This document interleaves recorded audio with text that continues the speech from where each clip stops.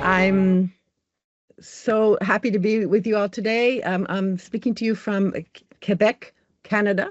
I live on a farm in rural Quebec on the south shore of the St. Lawrence River. And from my window, I can confirm that winter has arrived. We had our first snow yesterday. Before I get into the details of my project, I just want to thank all my colleagues at the Center for Energy Ethics, Mette, Ian, James, Paul, and Gwenaël, who each of whom has helped me in so many different ways over the past few months.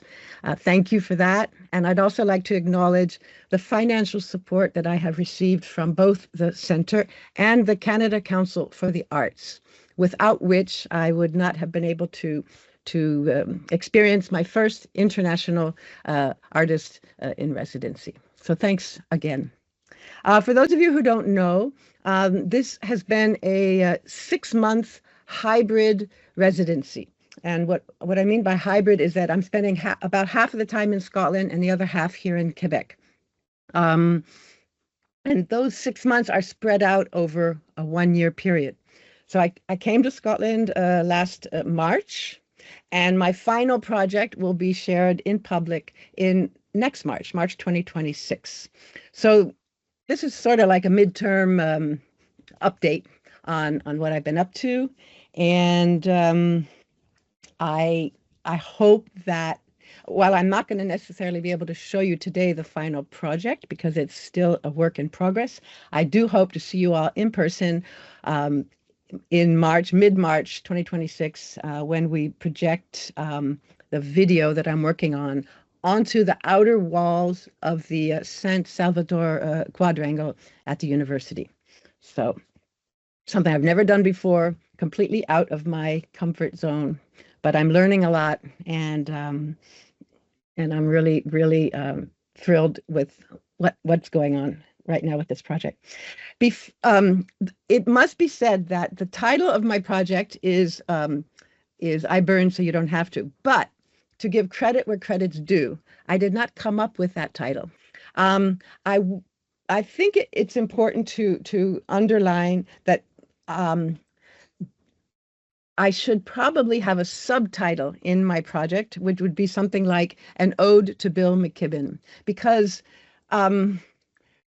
you probably know Bill McKibben is a world-renowned environmentalist, climate organizer, a prolific writer, a prolific speaker, and he's just an all-around, how do I say, he's such a wise human.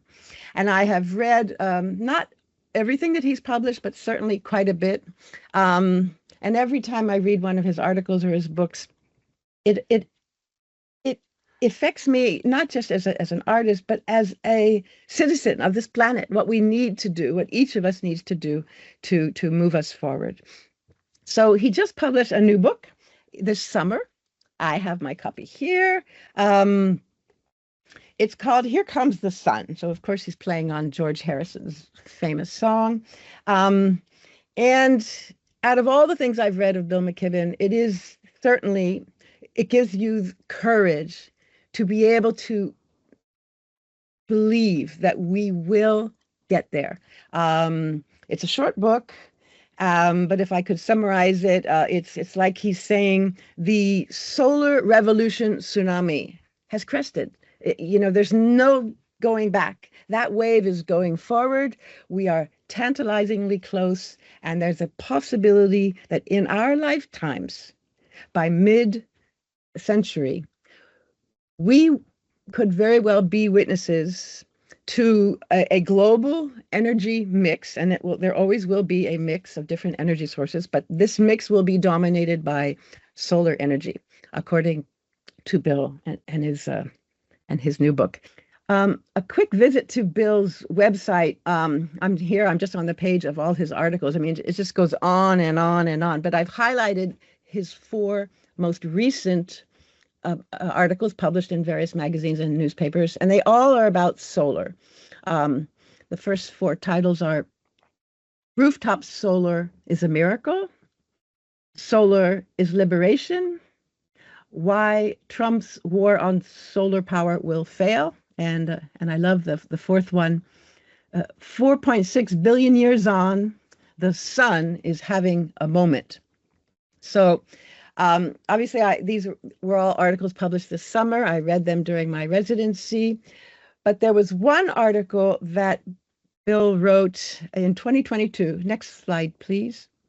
And it was published in the New Yorker with a very, I love the title, In a World on Fire, Stop Burning Things. And I don't know, just a very obvious, very, very practical way of looking at the situation. We do not have to keep on burning things that we're digging up out of the earth. We can just turn our heads to the sky and collaborate with the sun. So next slide, please. In this 2022 article, you will find how I got the title for my project. It's down there in the red. But in basic quick language, Bill is saying that the sun is this, huge ball of gas, like a fusion factory up in the sky, 93 million miles away, and all we have to do is pull its energy with solar. The winds are powered by differential heating of the planet, and we can use all that energy to heat our homes, cook our food, power our cars and our bikes and our buses. The sun burns, so we don't need to. That one sentence has been in my mind. I've been trying to figure out what can I do as an artist with that sentence. It just resonated so much with me. And next slide, please. I have spent a greater part of the last 2 decades doing my small part to help people see that we can benefit from the sun. I've traveled all over Canada and parts of the United States to document the energy transition in North America. I visited solar farms. Next slide, please. Utility scale wind farms. Next slide, please. I even documented the construction of North America's first offshore wind farm. This is the Block Island wind farm off the shore of Rhode Island. And the next slide, please. I even dabbled in drone photography, which was quite fun, but I'm not doing it anymore. Yeah, I've thought that was my contribution to the global conversation about energy transition. But there came a time, it was like the year before COVID started, where I started questioning, because of course, we live we are drowning in visual imagery on the internet with Facebook and Instagram. And I had to ask myself, does the world really need one more beautiful photo of a solar farm or a wind farm? And I had to be honest with myself and agree that no, I don't think one more photo is going to really turn the tide and push us forward. And I started questioning, what do I really want to stay a photographer? Because I had been a documentary photographer for 40 years of my life. And you could say that I sort of fell into a dark hole. I wasn't sure I wanted to stay a photographer. I thought maybe I could write. I just didn't know. And in a funny way, thanks to the COVID lockdown, I spent a lot of time alone walking along the shores of the St. Lawrence River and, reevaluating my life. And it suddenly occurred to me that as a photographer, you're hiding behind this black box. You're looking through the viewfinder, through the lens, and the image that you finally take is an image from the point of view of a human. It may be a beautiful image, but it's always taken from our perspective. And it was during my walks on the river here in Quebec where I started to realize what would happen if I gave my camera to the river or to the boreal forest, or in this case, to the sun. Like, what kind of photos would they take of the same thing that we humans were photographing?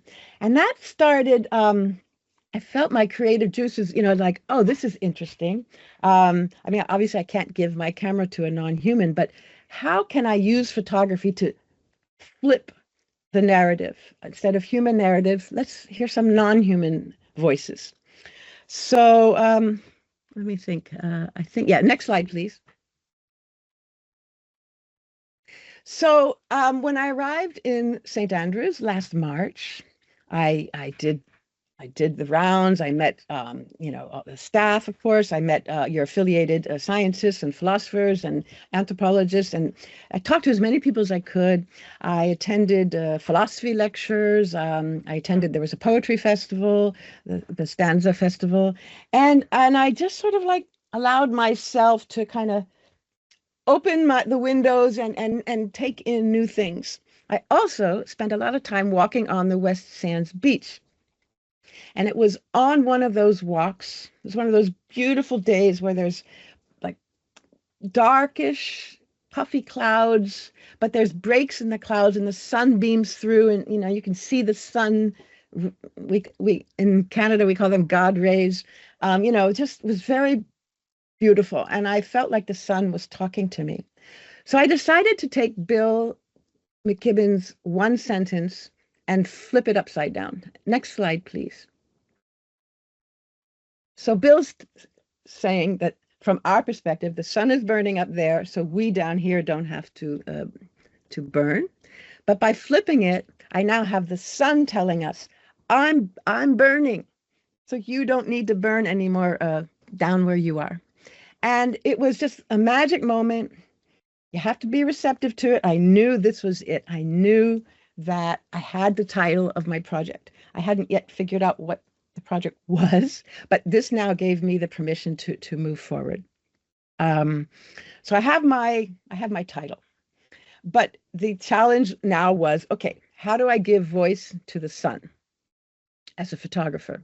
I mean, I can't, I can only take, simple photos from the planet Earth of a little white ball in the sky. That wouldn't do it for my project. I knew I didn't want to do a project about the technology, about solar energy. So because I was in St. Andrews in the month of March 2025, I was able to go to the StAnza Poetry Festival.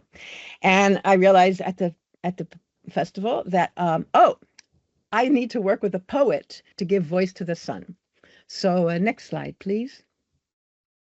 So I met a bunch of poets last March in St. Andrews, but the poet that I finally decided to work with was actually not at StAnza last year. She's going to be at StAnza next year in 2026.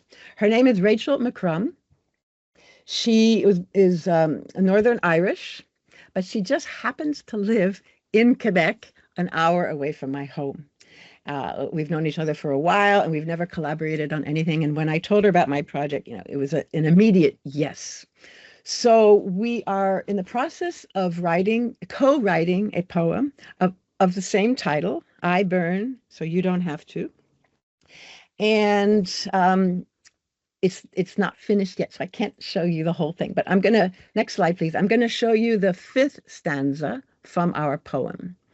Let me read it to you.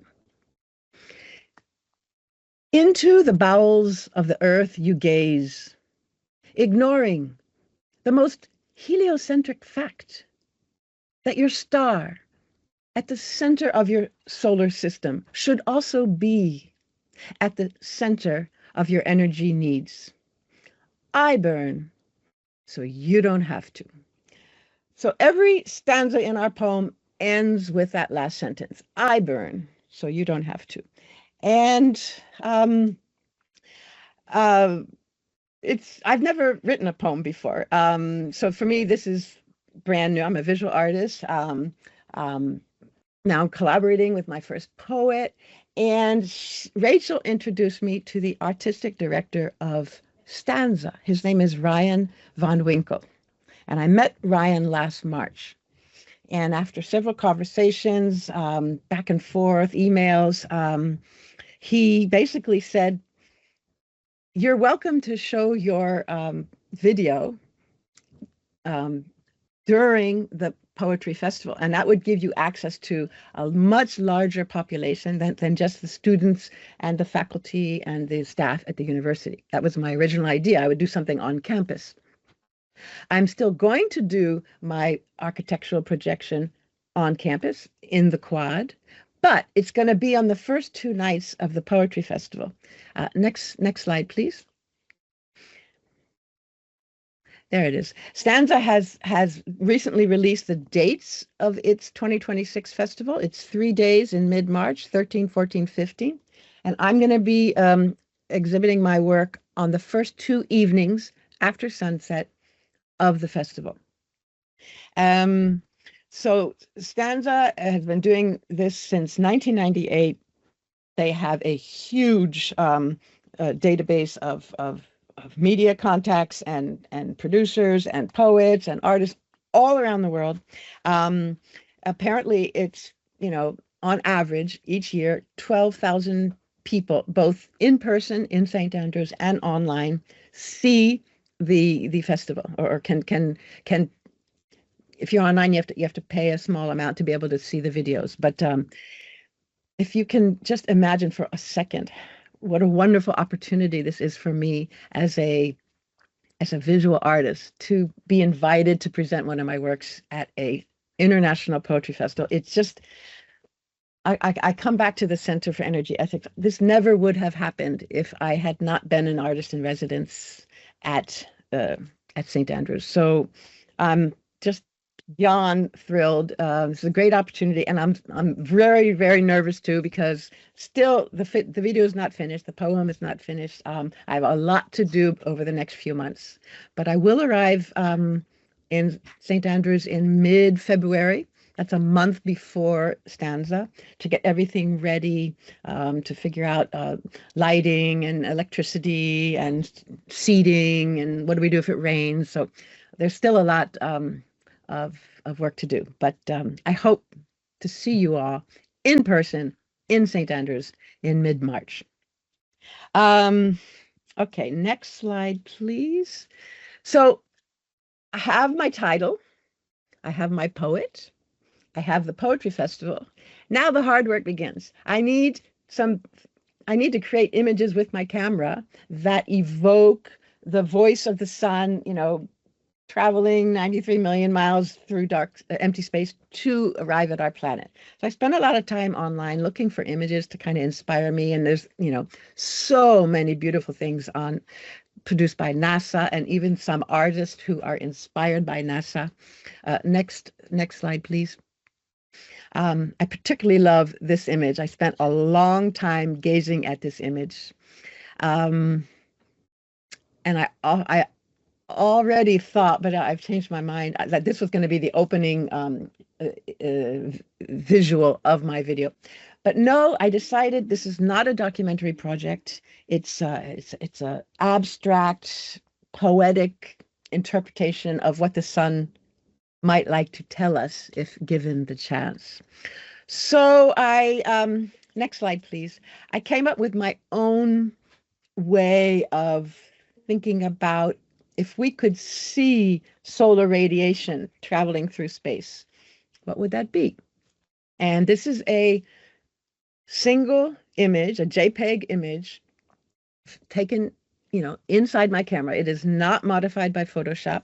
I used Adobe Lightroom to just tweak a little bit the contrast between light and dark, to pull out those yellows there. But every image in my video is a still image that I animate using another Adobe software called After Effects.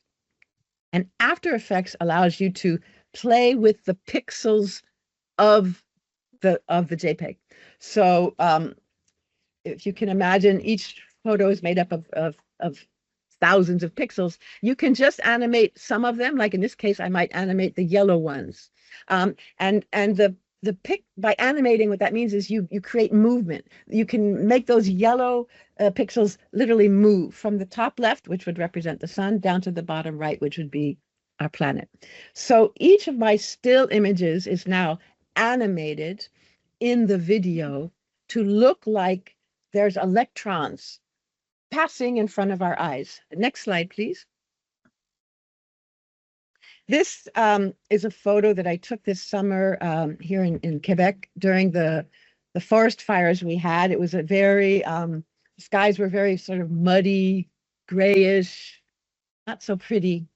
And there was a sun trying to beam through the smoke particles. And I just sort of moved my camera fast and was surprised by the result. It looks sort of like a light beam, you know, passing through the air. So that photo has made it into the video. Next slide, please. I also took photos of the reflection of the sun on a variety of different surfaces. So water, snow, ice, buildings, windows, and this particular image is a stained glass window. And I'm constantly moving my camera from the left to the right. And this one is probably easier to understand what I'm doing with the pixels. Each one of those little white spots in that photo, I've given a command to the software to make them sort of like shimmer or sparkle. And as they move down, the pixels look like they're falling from the sky. They just look like, if we could see what an electron looks like. For me, that evokes, as an artist, okay, so I've got some energy here passing through. Next slide, please. And this is actually one of my favorite photos that I've taken for this project. Just without even animating the pixels, there's a sense of movement. I moved my camera up, down on this one. And it just feels to me like this is electric or electricity or something. And again, I animated it with After Effects. And all of the photos just give this sense of this constant source of energy pouring out of the sun, coming down to us. And all we have to do is collect a small percentage of it, and we can electrify our lives. But you know better than I do that there's politics, there's geopolitics, there's denial. We're still we still have many challenges to get through. But as an artist, I thought my contribution could be just to change the way we look at the sun or think about these this invisible radiation that every day bombards our planet. And I did come to St. Andrews last March with a preconceived idea in my mind. I'd given it a name. It was called Invisible Electrons. I really did want to do something with this sense that it's invisible, but it's all around us. But it was thanks to Bill McKibben and thanks to the next person that I'm going to mention. Next slide, please.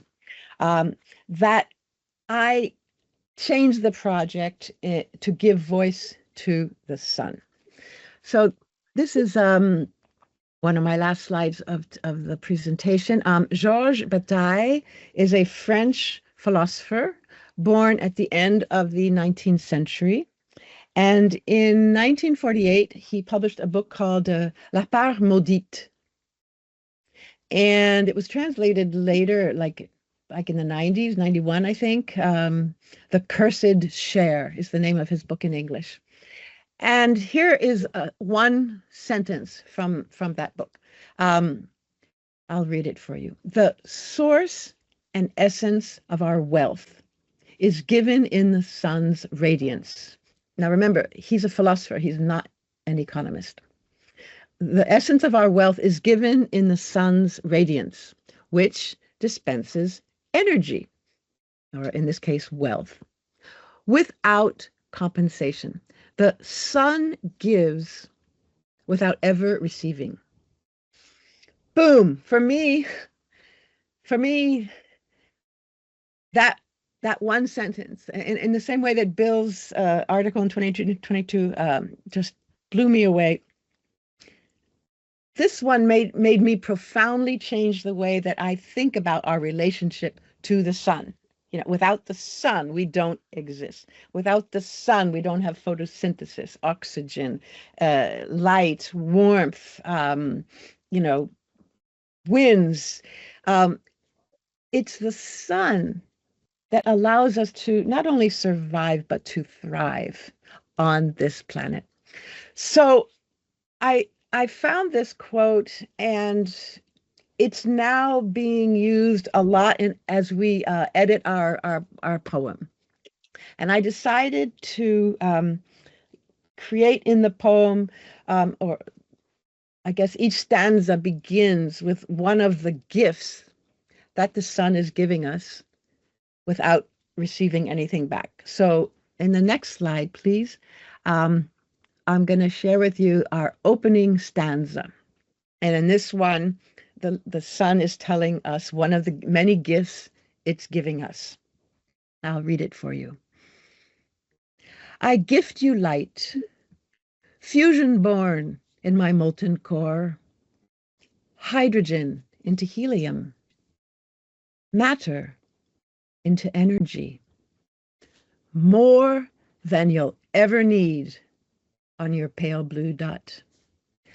I burn so you don't have to. So in the next stanzas, there's the I gift you warmth, I gift you energy, and there's another one, I gift you warning. So the poem is organized by, influenced by Georges Bataille, of all the things that we get from the sun without ever having to give anything back. So that is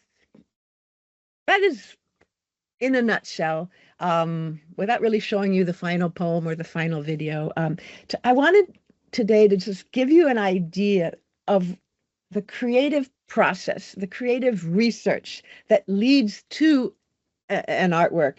I mean, yes, I did come with sort of an idea about invisible electrons, but it changed based on what the Center for Energy Ethics gave me, which was access to people, access to laboratories, access to just the gift of time to concentrate. And it was on my walks on the West Sand Beach where a lot of this came together. Someone told me recently that even Darwin, I haven't found that quote yet, but even Darwin, a lot of his ideas were as he was walking through his forest near his home. So my artistic practice includes a lot of walking. And it was the presence away from my home, away from the daily grind, where I've come up with my first ephemeral artwork. And what I mean by that is it only lasts 10 minutes. This video will be projected just for 10 minutes on the quad walls, the north face of the quad walls. And if you're not there, well, as soon as the projector it turns off, the artwork is gone. There will be a video on StAnza's website later, so those of who can't travel to St. Andrews can still see it. But I like this idea of ephemeral artwork, which is something I'm going to explore more after my residency, because I can use it as a metaphor for impermanence in a rapidly changing world. And that is as an artist, my interpretation, influenced by this residency, of the next chapter in my artistic career. So huge thanks to the Center for Energy Ethics, and I look forward to meeting you all in person next March during the StAnza Poetry Festival.